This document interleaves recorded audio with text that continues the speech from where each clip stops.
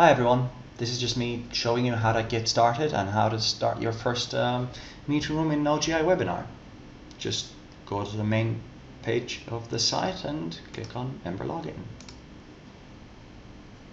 Okay, now the first time of course you log in, this will be an empty area because you haven't set up any meeting rooms yet.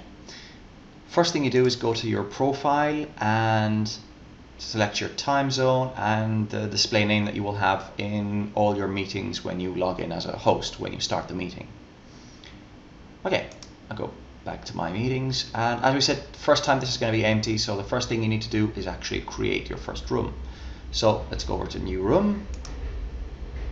Okay, you start off by selecting the URL of the meeting room.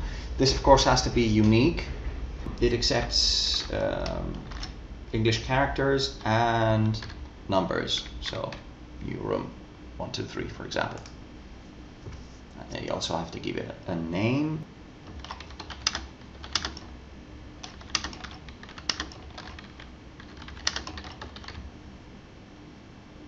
Okay, save progress. Okay, now the meeting is ready. I can see that it's been saved correctly.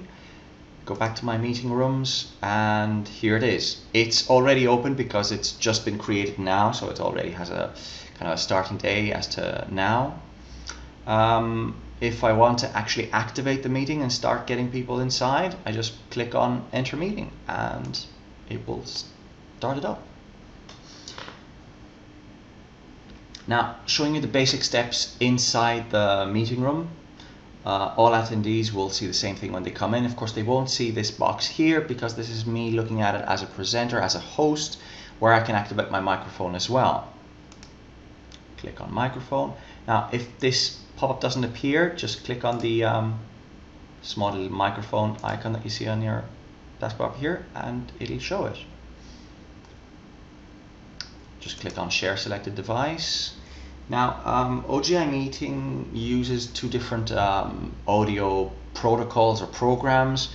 The first one never opens for me, and I always suggest using the second one anyway. So when it asks you to hear the audio, just say no, and then it will ask you to activate Flash and allow it on this side. And you can already see that it's working. If you have more than one microphone, simply select it.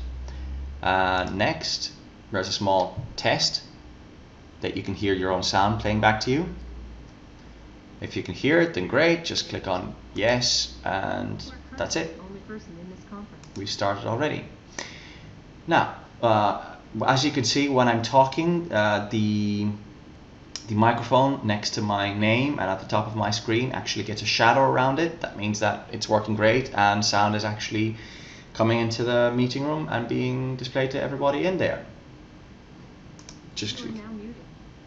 I've clicked mute for now so nobody can hear me.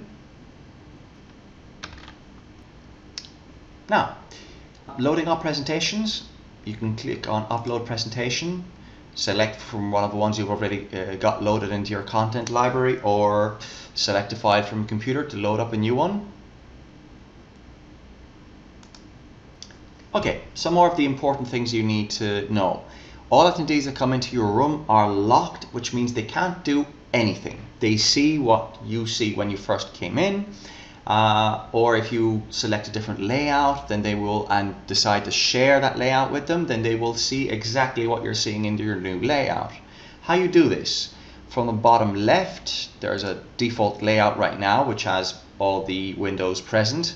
I usually switch between the default layout and the presentation meeting layout. That only shows the presentation, the chat, and the webcams.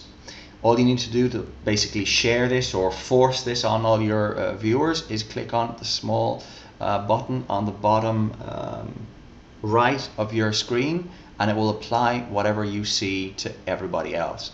This means that I can actually change proportion of things as well, or hide some other things, and again force everyone to see what I'm looking at. Now I've hidden the chat window as well, so they can only look at the presentation and my webcam, or the presenter's webcam. Switching back to default layout now. Next step is to, if you want to enable all of your attendees to actually use chat, for example, which is what I often usually do. Here in the user or attendee window at the bottom, you will see this button here for settings. Go to lock users, and it will give you the what kind of locks are on all viewers. So just unclick the lock for the public chat and click apply, and that's it. All your viewers can actually start chatting as well. Next thing that's interested in doing is how to switch presenters, so somebody else can be a presenter instead of you. This means you can just click next to their name, their status bar, and you can make them a presenter. As you just noticed, I can no longer upload a new presentation, and I have no control over this presentation. Of course, I can switch it back to myself, and now I can do everything again. The presenter is always treated as unlocked, which means that they can use their microphone, their webcam, and upload new presentations. They cannot set another presenter themselves.